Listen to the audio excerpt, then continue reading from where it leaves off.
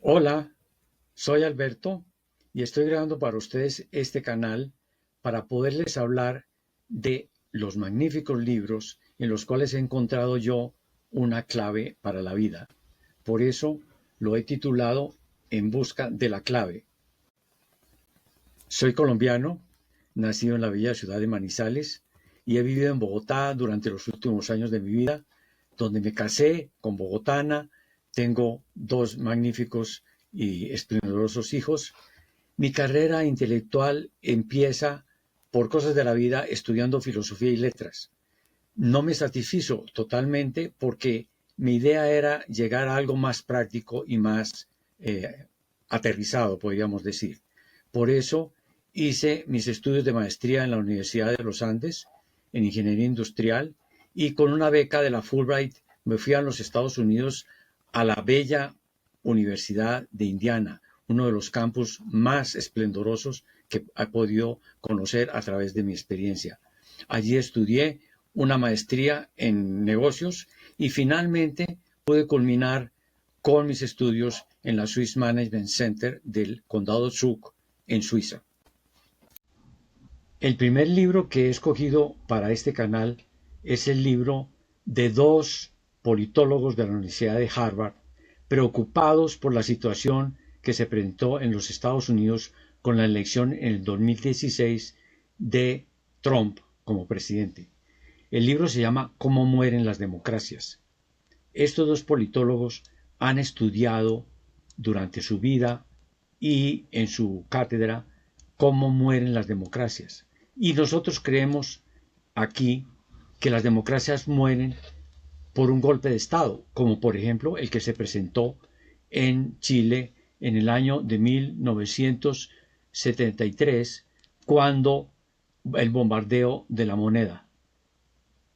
Murió Allende y quedó automáticamente a la cabeza del gobierno un dictador, Pinochet. Pero, dicen Ziblatt y Levinsky, esa no es la forma como mueren las democracias hoy en día. Hoy en día mueren lentamente y a través del uso de la democracia.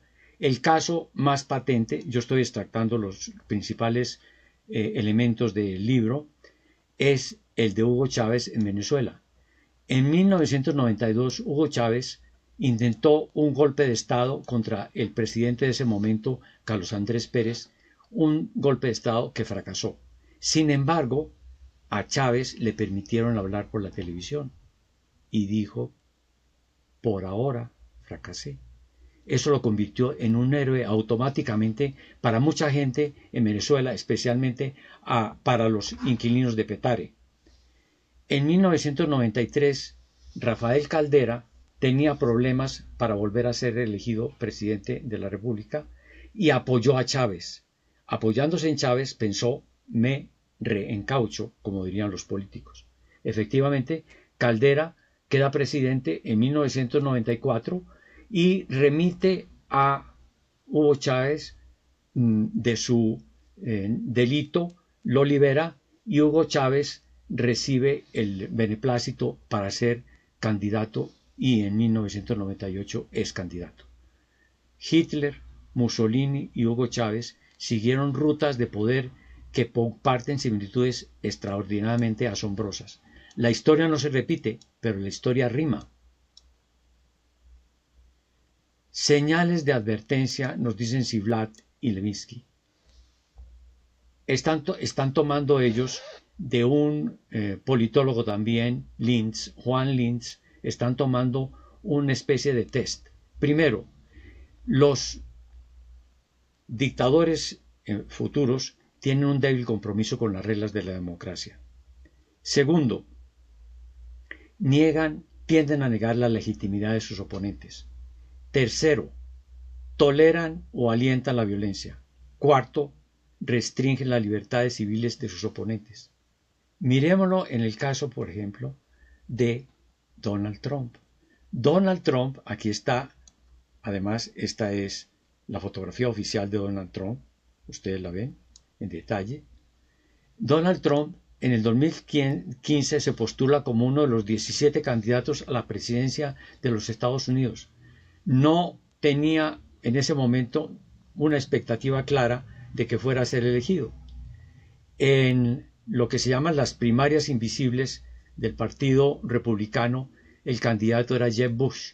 En el 2016 era Jeb Bush. Pero ¿qué sucede?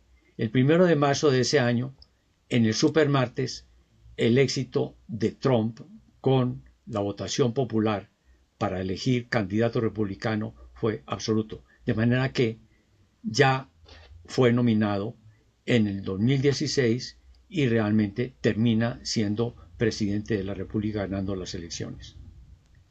¿Habían designado los republicanos, se pregunta Ziblatt y Levinsky, un dictador en ciernes? Pues miremos, si tenemos el test de Linz, que ya lo pusimos acá, ¿cierto? Señales de advertencia, 1, 2, 3, 4. Miremoslas en el caso de Trump. Débil compromiso con las reglas democráticas de juego. Puso en tela de juicio la legitimidad del proceso electoral. Rehusó afirmar que aceptaría los resultados de los comicios si perdía. Niega la legitimidad de sus oponentes. Durante mucho tiempo estuvo diciendo que el presidente Obama no era norteamericano, además que era musulmán. Calificó a Hillary Clinton de delincuente y que merecía estar en la cárcel. Tolera o alienta la violencia. Sí, señor. Acogió con los brazos abiertos a algunos de los partidarios que atacaron físicamente a los manifestantes. Cuarto, restringe las libertades civiles de sus opositores. Afirmó que tenía previsto nombrar un fiscal especial para que enjuiciara a Hillary Clinton. Dicen Levinsky y Ziblatt en forma literal: el sensacional éxito político de Donald Trump, su acceso a la presidencia, es una historia de la ineficacia de los filtros de protección. O sea, llegó a la presidencia de la República una persona con tendencias dictatoriales, autoritarias. ¿Por qué se da esa transferencia de autoridad a líderes que amenazan la democracia? Primero, porque es posible, dicen los políticos, controlar o domar a una persona autoritaria. Eso es vano, eso es una expectativa vana. La segunda, porque hay una connivencia ideológica en que los programas de la persona quedan escondidos bajo un lenguaje democrático que se trabaja en las elecciones mientras se hacen las elecciones. Hubo republicanos que dieron su apoyo a Hillary Clinton. Se cuentan 75 de ellos que respaldaron públicamente a Hillary Clinton. Sin embargo, el que llegó a la presidencia fue Trump. Miremos el caso de Fujimori. Pero antes de eso, ¿se puede cribar la llegada de una persona autoritaria al poder? En la Constitución de los Estados Unidos, que es la que analizan principalmente los dos autores que estamos estudiando, el colegio electoral fue nombrado como una forma de cribar quiénes serían los candidatos. El colegio electoral es el que permite que sean los estados y no directamente el voto directo el que elija al presidente. En el siglo XIX apareció un elemento adicional con el que no contaron los padres fundadores de la Constitución y del Estado norteamericano, que fueron los partidos políticos. Los partidos políticos empezaron a elegir candidatos. Ahora, en 1901, un nuevo elemento de cribado apareció, que fueron las primarias, pero no eran vinculantes.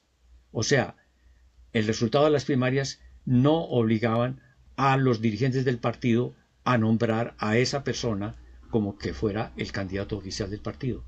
Sin embargo, con las elecciones de 1968 se volvieron primarias vinculantes. Se socavó sustancialmente la capacidad de decisión de los dirigentes del partido para tener un candidato adecuado. Ahora sí, pensemos en Fujimori. La quiebra de la democracia no requiere un plan de acción previo.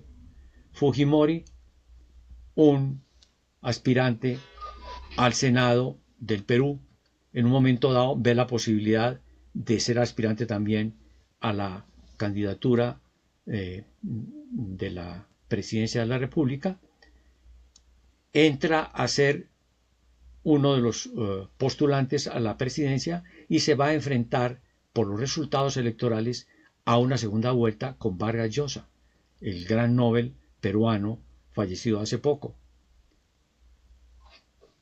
Los partidos de oposición, cuando finalmente él gana la presidencia, no lo conocen, no le aprueban sus leyes, tiene grandes dificultades para ir adelante y entonces Fujimori piensa en un momento dado presentar un paquete de 126 decretos al Congreso buscando la aprobación del Congreso. No era posible, no era posible. El Congreso no lo conocía bien, el Congreso no estaba de acuerdo con él. Sin embargo, Fujimori hizo ese esfuerzo dinámico para o me aprueban mis decretos o yo acabo con el Congreso. En algún momento la Constitución le permitió disolver el Congreso, lo disolvió y suspendió la Constitución. Automáticamente se había convertido en un tirano. O sea, la quiebra de la democracia muchas veces no requiere que haya una secuencia de hechos anticipados, no. Inanticipados, en este caso en el Perú, dieron como resultado una dictadura. La erosión de la democracia tiene lugar poco a poco, dicen entonces Levinsky y Ziblatt. Y los pasos son como estos. Primero, meras palabras, palabras fuertes que tienden a polarizar y que tienden a hacer una situación de contraste y de oposición y de polarización. Segundo, los organismos que están autorizados para investigar y penalizar las irregularidades del Congreso, del presidente, etc., entran a ser controlados por el autócrata.